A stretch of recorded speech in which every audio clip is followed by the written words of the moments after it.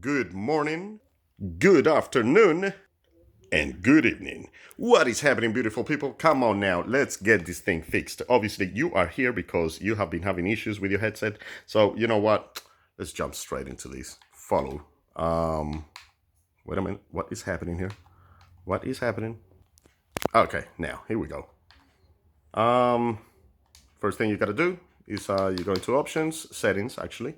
You go into devices and streaming, accessories.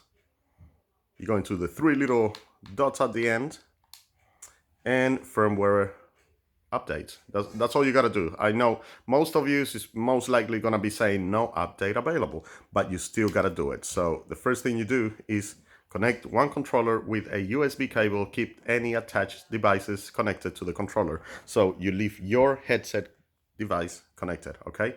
Do not unplug it. So just follow me and let's do this. Done. Always wait for the 100%. Now it's like it did it so quick because I did this like 3 maybe 4 days ago, but the first time you do it, it takes a little while. So just make sure everything is connected and let me try this on. And it motherfucker works. Yes, I don't know why I said that, but hey, okay, it works. It works. So people, that's it. Just that's it. That's a solution.